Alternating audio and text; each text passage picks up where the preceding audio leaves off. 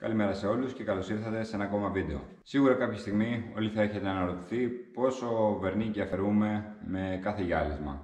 Στο σημερινό βίντεο είναι η ώρα να το διαπιστώσουμε κάνοντας τις απαραίτητες δοκιμές.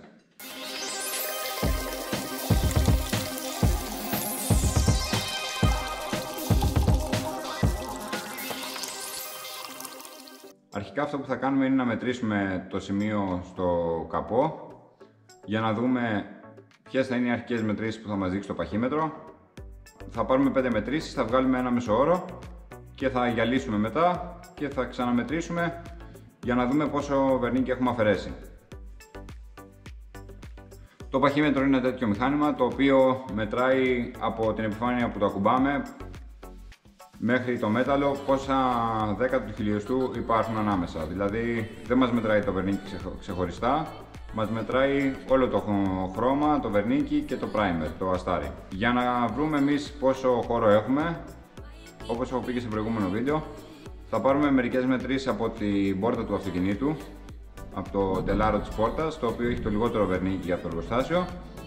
Θα πάρουμε και μερικές μετρήσεις από το καπό και θα κάνουμε την αφαίρεση για να δούμε πόσος είναι ο καθαρός χώρος που έχουμε και το πραγματικό βερνίκι. Το χρώμα είναι το εργοστασιακό, θα μετρήσουμε να δούμε πόσο είναι το συνολικό και επειδή όταν γυαλίζουμε από πάνω προς τα κάτω, δηλαδή αφαιρούμε υλικό και κατεβαίνουμε, αυτό που θα έχει αφαιρεθεί στις επόμενες μετρήσεις θα είναι βερνίκι.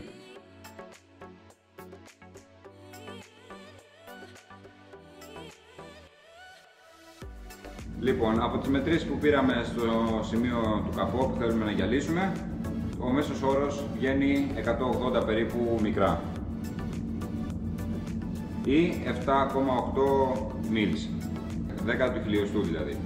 Εμείς τώρα εδώ πέρα το καπό, επειδή έχω κάνει κάποιες δοκιμές, είναι προς το μαλακό. Δεν θα πάμε με ένα πιο μαλακό σφουγγάρι, θα πάμε με ό,τι πιο χοντρό συνδυασμό γίνεται για να δούμε στη χειρότερη περίπτωση πόσο θα αφαιρέσουμε.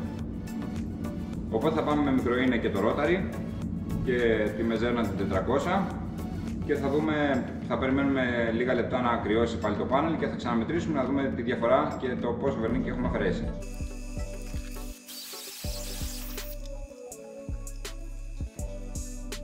Τώρα που τελειώσαμε το γυάλισμα θα περιμένουμε περίπου 10 λεπτά να κρυώσει το πάνελ, να έρθει ξανά στη φυσιολογική θερμοκρασία, έτσι ώστε να μην έχουμε μεγαλύτερες μετρήσεις από τη διαστολή.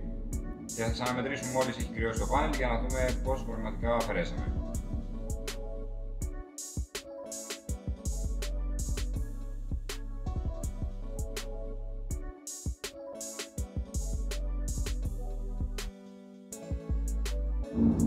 Λοιπόν, οι μετρήσεις που πήραμε αφού τελείωσε το χέρι του κοψίματος, ο μέσος όρος των μετρήσεων είναι 176,2 μικρά.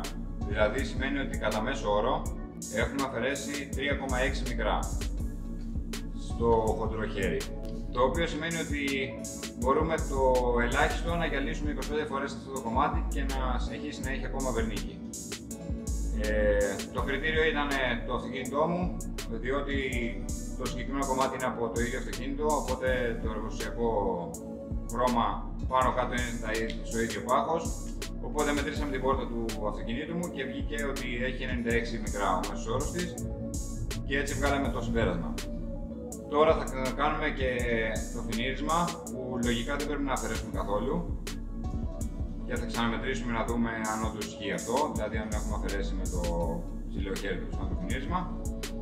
Επίσης σκεφτείτε ότι το συγκεκριμένο κομμάτι είναι μαλακό και εμείς πήγαμε με ένα πάρα πολύ χοντρό συνδυασμό, οπότε αν πηγαίναμε με κάποιο πιο ελαφρύ συνδυασμό θα ήταν πολύ λιγότερος και ο αριθμός από το βερνίκι που είχαμε αφαιρέσει. Τις μετρήσεις από το φινίρισμα δεν έχει κάποιο νόημα να σας τις δείξω, διότι ήταν σχεδόν το ίδιο με το στάδιο του κοψίματος.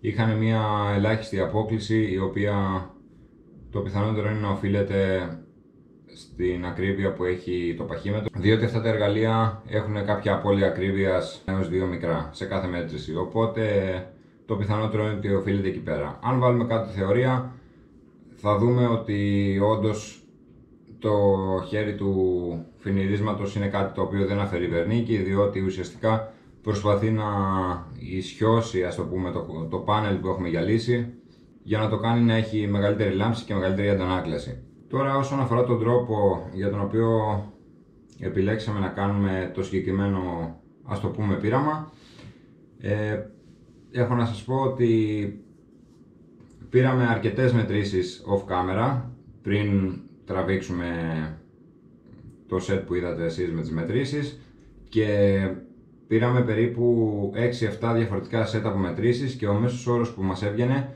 ήταν πάρα πολύ κοντά το ένα με το άλλο.